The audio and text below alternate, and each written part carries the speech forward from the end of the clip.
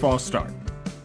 I'm your host today, Cody Williams. I'm not joined by John Buhler. He has joined a band of horses or is watching Band of Horses. I'm not sure which one. But it is just me today on this special 4th of July episode. And we're going to keep it America themed because that's the only way I know how on the 4th of July. As Buhler said at the end of last episode, I am the resident patriot, and I don't mean that in the derogatory way that I might use it otherwise. Just, good holiday. Happy for it. Celebrate our freedom. Freedom gives us college football. And that's what I'm about. So, we're here on the 4th of July, Independence Day, and we're going to have a shortened show because I don't have Bueller here to keep me on the rails. So, I'm going to keep the segments a little bit shorter, keep it tight, keep it ready to go, and then get you to your hot dogs, get you to your fireworks if you're into such things. One of my hot takes, not a firework guy. Just don't do it.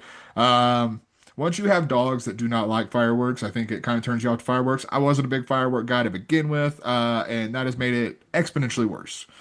So now that I'm done with my hot takes, let's get into today's show, which are all four segments that we're going to have today. They are tied to, let's say, patriotic or 4th of July-esque songs. So we're going to start today with Proud to Be an American.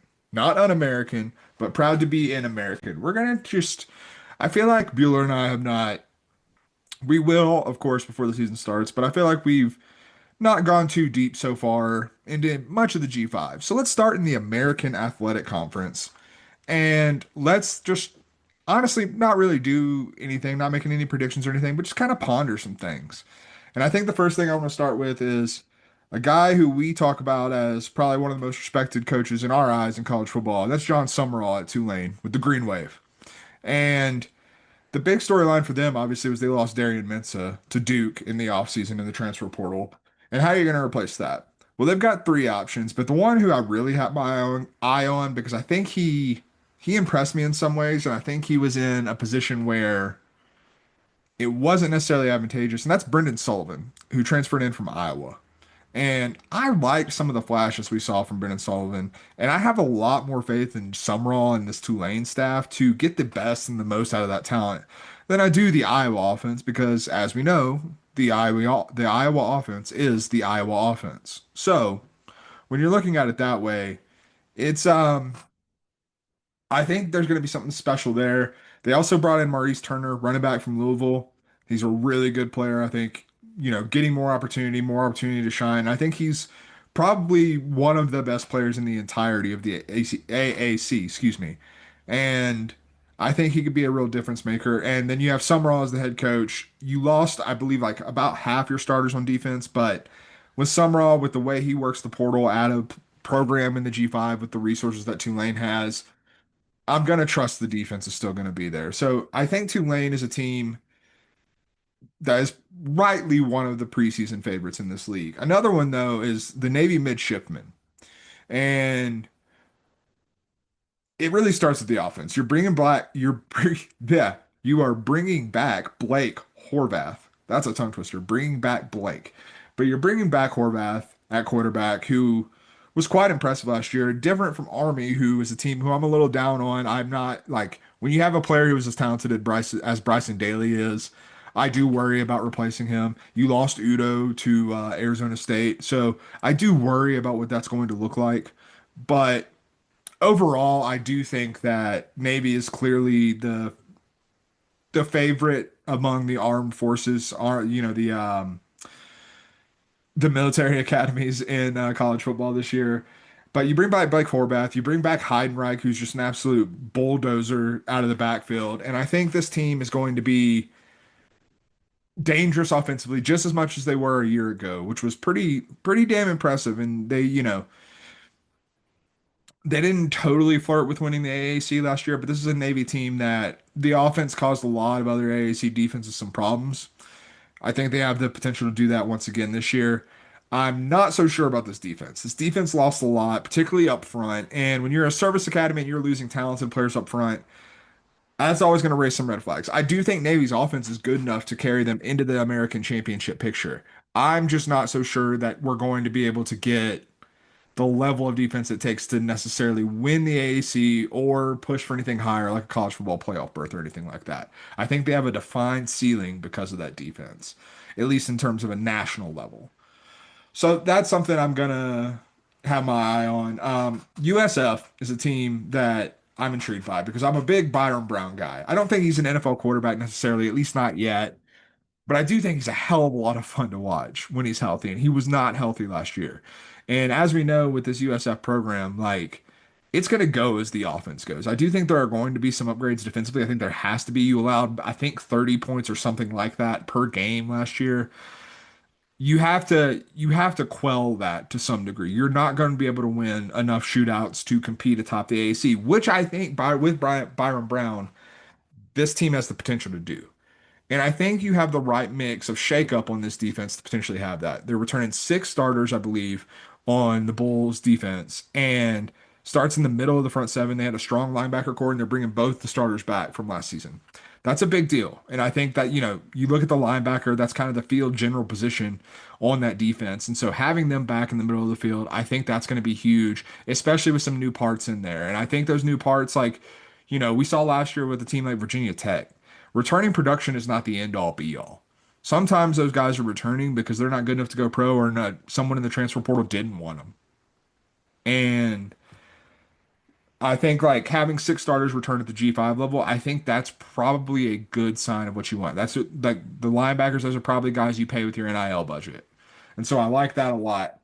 Um, Gonna be a down year for Memphis, it looks like. I have a lot of faith in Silverfield and that coaching staff. Like Memphis isn't going anywhere in terms of like their long-term outlook. But you're replacing Seth Hennigan, who's a quarterback who was quite productive for them and who I like a lot, frankly, at the college level. And I think that's going to be a bit of a roadblock, especially for a program that runs the way that Memphis does with their high octane offense. So I do expect Memphis to take a step back. I don't really see them in the championship picture. Two teams that I think could sneak into that championship picture, though, UTSA. We saw some early stumbling blocks from the Roadrunners last year in Meet Me, and a lot of those you could definitely tell was losing Frank Harris. Like Frank Harris was a very much the heart guy who was kind of like the heartbeat of this offense. And losing him, you saw it. But Owen McCown, obviously related to the McCown family, he ended up, I think, coming into his own by the end of the year. He was putting up some pretty impressive numbers. I think he threw for just under 3,500 yards last year. And so when you have a guy who's able to do that and really come into his own as a young quarterback, I'm high on what that could mean for if he takes the next step. And if he takes the next step, I trust Jeff Traylor a hell of a lot. One of my favorite coaches at college football, especially at the G5 level. Guy I've been pining for bigger jobs for a while now. And I think he could be a real plus asset to develop Owen McCown forward. And you also have an offense that I think has the playmakers. The big question for them is how good is the defense? They return zero starters, zero on that side of the ball.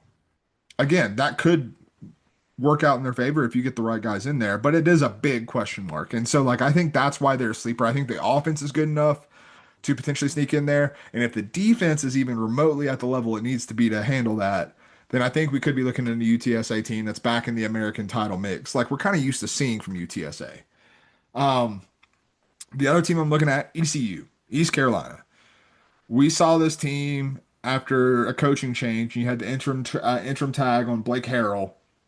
Uh, they went 6-1 down the stretch, beat NC State in the bowl game. And when you look at that, they removed the interim tag, and there's a lot to like, man. Caden Hauser, formerly of Michigan State, if I'm not mistaken, really played well, especially down the stretch once Harrell took over. And ECU has been a program that, frankly, has just been underperforming. I don't know if they're necessarily going to make the jump in 1 year to be in the title mix in this conference, but I do think that they're a team that's going to be better than I think some people might give them credit for, especially based off of the kind of inconsistent results last year. I think Blake Harrell proved he's the right guy. These guys want to play for him, and so I've got my eye on the Pirates. I also got to shout out Rice.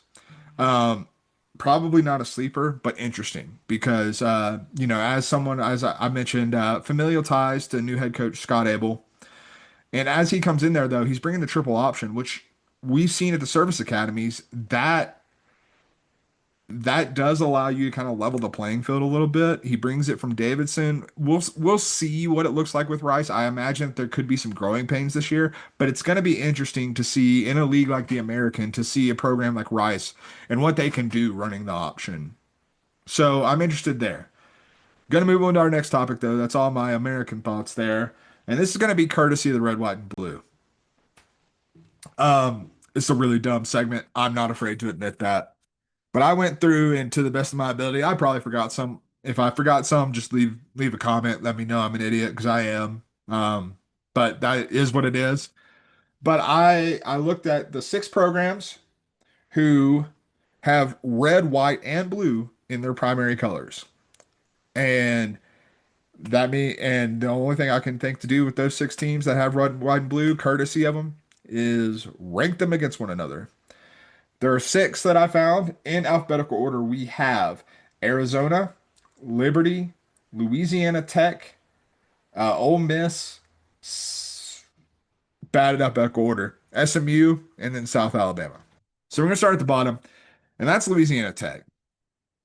Lot of defensive overhaul for a program that wasn't in really good shape to begin with last year. Uh, the Bulldogs have upside. We've seen that with this program. Like they can be a pretty dangerous team.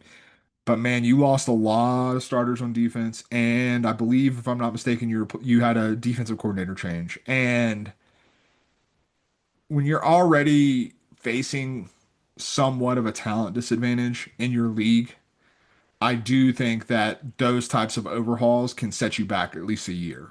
Again, I know the potential of Louisiana Tech and it's promising, but I don't think we're going to see that type of season from the Bulldogs this year. Fix this bandana real quick. I apologize.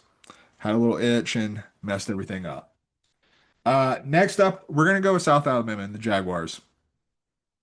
I think this really comes down to the change at quarterback. This was a team that, by a lot of metrics, when you look at success rate and stuff last year, probably shouldn't have been as dangerous, as frisky as they were at a lot of times. And a lot of that reason was because Gio Lopez was damn good, damn fun. He is not at South Alabama anymore. He is at North Carolina. Players like Gio Lopez aren't at South Alabama all that often. And when you also talk about some of the losses at the skill positions, I do worry that South Alabama might really take a step back this year. This is still a good defense. It was a good defense by a lot of metrics last year, advanced metrics, but I do think that South Alabama on the whole probably takes enough of a step back offensively that I'm looking at them as a team that is going to be fighting for a bowl game. And by my early estimation, I don't think quite gets there. We'll see, but that's kind of where I'm at with that. Kind of a hot take. I'm going with Arizona here in the fourth spot. I I'm just not a believer in this, man. I know that when Brent Brennan came in, he lost a lot that Jed Fish took with him to Washington. And I know that the financial situation that Arizona was in was certainly not advantageous. A lot of that's not going anywhere. Like I still don't think that they've been in the high-end talent acquisition business. I think that a lot of the Big 12, particularly in the middle class, has leveled up. I think that you still have questions like on that offense, I question everything but Noah Fafita. And I think we saw last year that Fafita is fallible, that maybe 2023 might have been an outlier. Maybe he gets back to that form, and this makes me look silly. Not ruling that out. I do love our short king. But I do think that there's at least a decent chance that Arizona might be in kind of a bad spot until they get their financials figured out, until potentially they move on from Brennan. I don't want to put that on him. He's only in his second year at the program, but that's kind of just a gut feeling on the situation. That leads us to Liberty, who I jostle between Liberty and Arizona in this 3-4 spot. I think they're pretty interchangeable. But I do like Liberty bringing in Ethan Vasco, was previously at Coastal Carolina, which we know Jamie Chadwell has ties there. If I'm not mistaken, it was a guy that Jamie Chadwell recruited there. And I think Liberty is going to benefit pretty greatly from moving on from Caden Salter. I'm not high on it, as I've said on this program, about Caden Salter in Boulder at Colorado. I think they should start Juju Lewis. But regardless of that, I just think that Liberty was kind of mired and running an offense that suited Caden Salter when not necessarily one that best suited the rest of the personnel. I think Vasco, with Chadwell bringing him in there, I think to me that reads like a change that needed to be made, and I trust Chadwell a hell of a lot. So I'm high on Liberty can do, and it's going to be interesting to see how they're valued because they again do not have a strong schedule, one of the weaker schedules in the country. But it's a schedule that if everything clicks for the Flames, they could potentially go 12 and 0, and we could be looking at the G5 representative in the college football playoff. Again, I'm not even sure that 12 and 0 gets them there. You would probably need some help from a Boise State, from a Tulane, but it's entirely possible. Number two, SMU Mustangs. As much as I love Kevin Jennings, as much as I think that SMU has still the upside to potentially make it to Charlotte for the ACC championship game, I do think that there's enough losses on defense, there's enough losses at the skill positions, particularly in the backfield, that there are questions with this SMU team, and I don't think necessarily they're on par with the team I have at number one, which is the Ole Miss Rebels. Again, it's navy blue, but they wear a lighter blue. You balance them out, you get them royal blue. Whatever, I don't really care. It's red, white, and blue. I've kind of started talking myself into Ole Miss. I am a Lane Kiffin believer. I've never been shy about saying that. I still do worry about what his coaching upside might be, but I do think at the end of the day, Austin Simmons kind of sounds like he might be legitimate. They return a lot more production than you expect. We know that Lane is a wizard in the transfer portal. I think that this wide receiver core, which you had to replenish a lot, got pretty well replenished when it came to the transfer portal. I like a lot of what you're seeing there with guys like Stribling coming in. And I think that overall, Ole Miss is a team I think might surprise some people early on and might surprise some people in the SEC, frankly. Lane Kiffin always gets a lot of teams, a lot of programs, a lot of opposing coaches' best shot. But I do think that in terms of the expectations last year versus the expectations coming into this year, I think there's at least some potential for them to catch some teams off guard. So that's done with courtesy of the red, white, and blue. In case you want the rankings again, at six, Louisiana Tech. At four, or at good Lord, at six, Louisiana Tech. At five, South Alabama. At four, Arizona. At three, Liberty. At two, SMU. And at one, Ole Miss. Now we're going to move on to American Pie. We know the song, Don McLean, Bye Bye Miss American Pie. But it ends, of course, in the chorus with, This will be the day that I die. Excuse me. And so I'm looking at four college football playoff contenders that I chose as kind of teams that are projected to be at, in, or near the top 10 in preseason rankings, who I frankly don't believe can win a national championship. And I'm going to look at when I think their season dies. Not like I think that these teams have a good chance of making the college football playoff. So maybe that does die in the college football playoff. But maybe it doesn't. Maybe there's some teams that I don't necessarily believe in that I think have enough flaws that maybe miss out on expectations and don't make it in the college football playoff. So we're going to start with the LSU Tigers. What day will be the day that the LSU Tigers die? I'm going to go with, I think they're a first round college football playoff exit. I think LSU has the talent. I believe enough in the defensive changes that were made, especially in the transfer portal, to think that this LSU team can absolutely have the offense carry them and have the defense improve just enough to get into the college football playoff.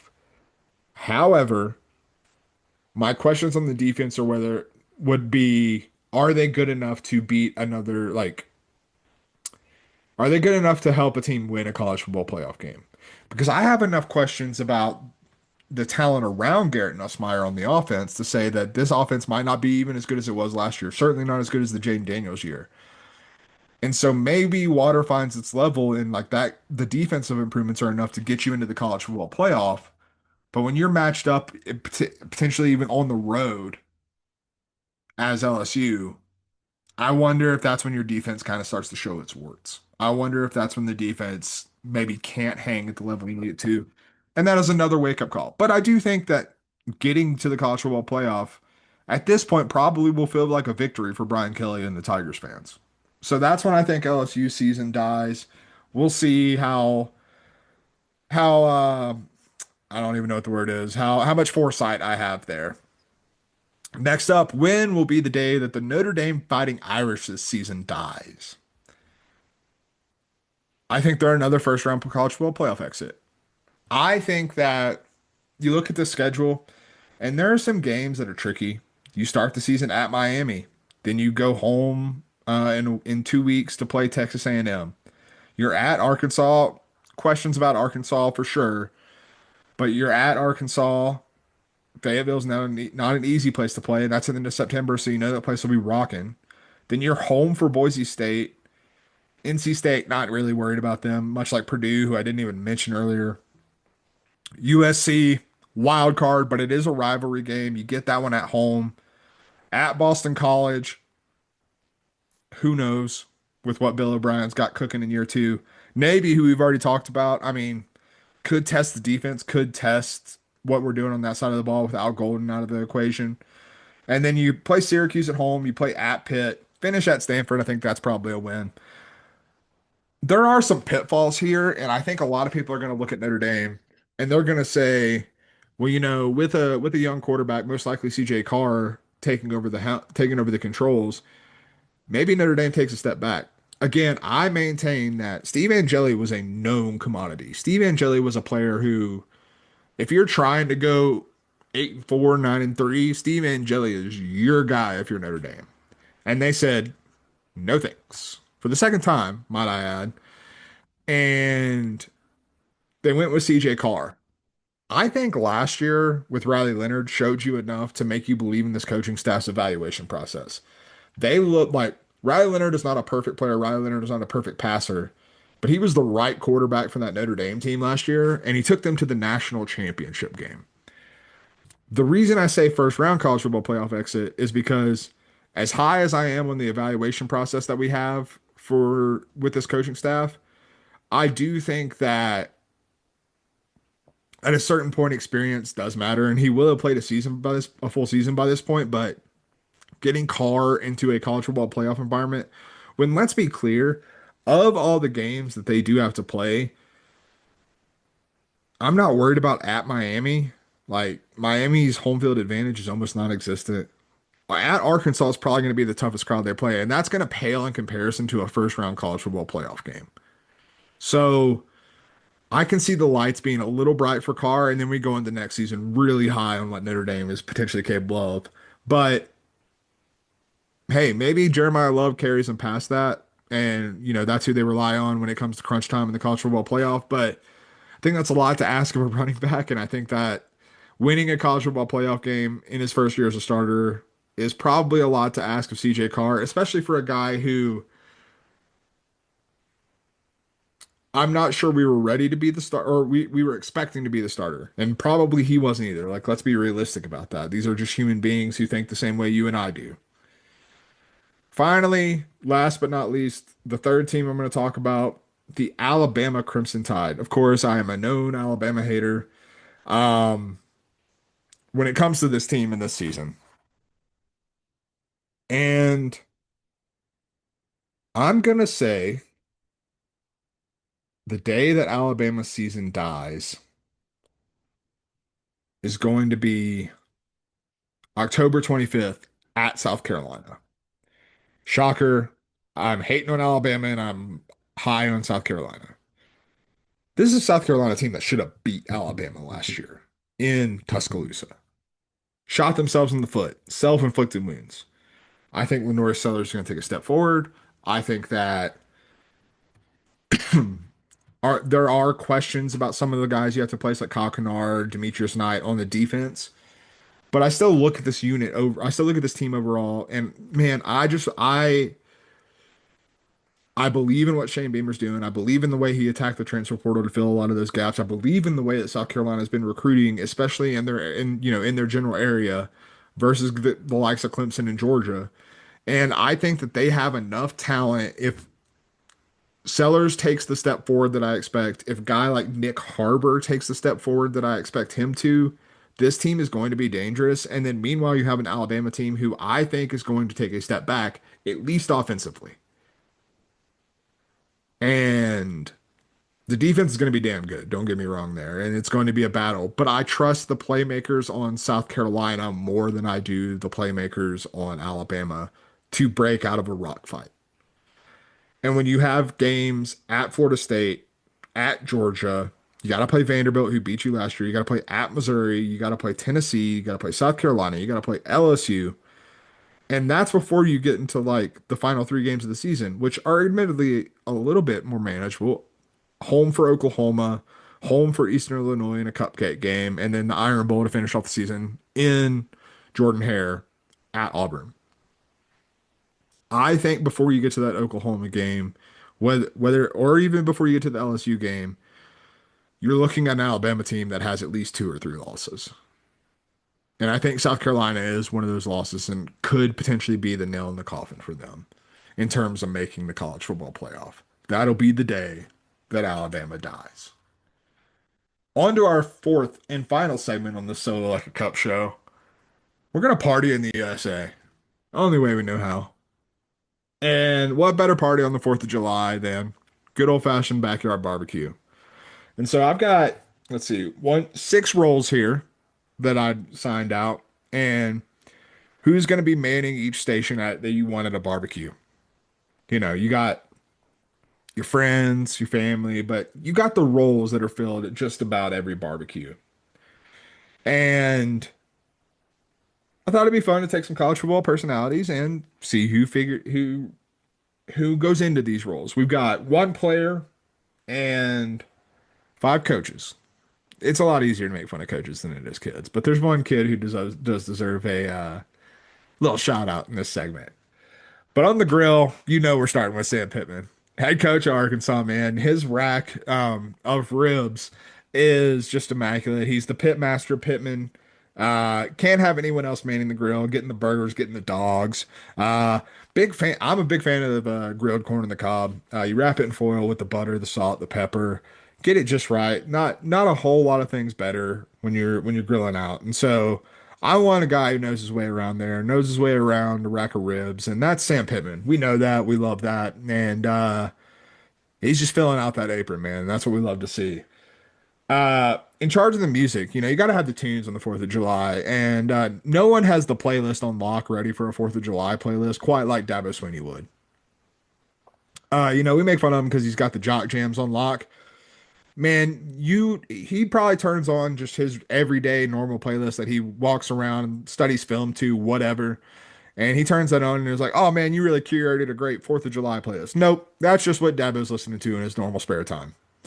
I think, you know, you want your Sweet Home Alabama, you want your jock jams, you want your oldies, not oldies, but classic rock. 'Cause I couldn't think of the term. I apologize, but you got your classic rock on there, and I feel like Dabo doesn't listen to anything but that, man.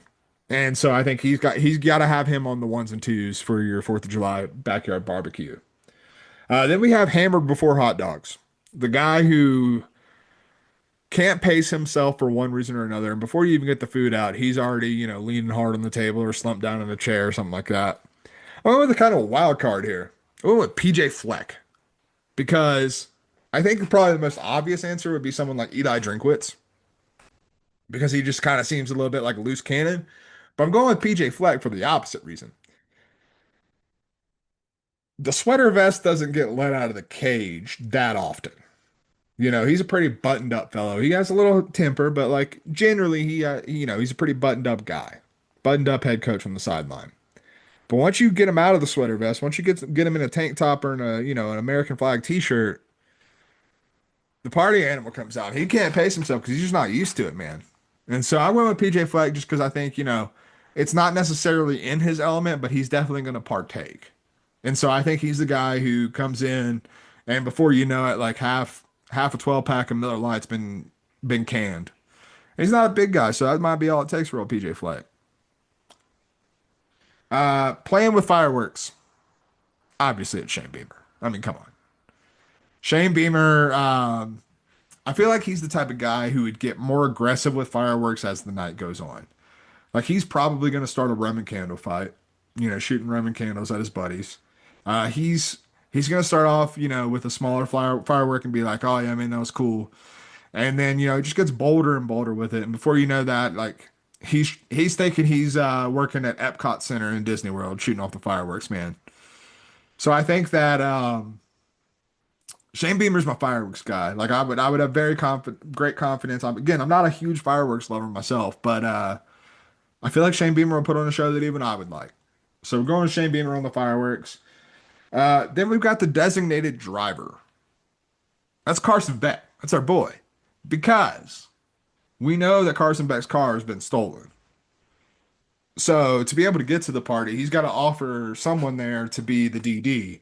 And once you DD at a party, particularly something like a house party or a backyard barbecue or something like that, there's I'd say a 7 to 9 out of 10 chance that you're driving more than one person or one couple or one family or one group of friends home. And so Carson Beck, you are the designated driver because you needed a ride, and so here you are. You got your own ride, but not in your own ride, if you know what I'm saying. And then last but not least, the category we all know and love, that is the guy you accidentally talked to for 2 hours and now believe in UFOs. Who else is it, man? It's Mike Gundy. You thought he had some opinions before he was concussed by a cow. Now you just wait until he has, an old Milwaukee's best and he's leaned up against the fence talking to you for a while. Then you're going to find out some real truths about life, about this world, this crazy world we're living in. This was episode 189 of False Start. Please like, rate, review, comment, subscribe. Please subscribe to the YouTube channel. Please subscribe on Spotify, Apple, wherever you find this podcast. Apple, Spotify, give us 5 stars. We need those 5 stars. We love those 5 stars. 5-star hearts, 50 stars on the flag. That's what we'd love to see. Bueller will be back with me next episode. Until then, this will be the day that I die.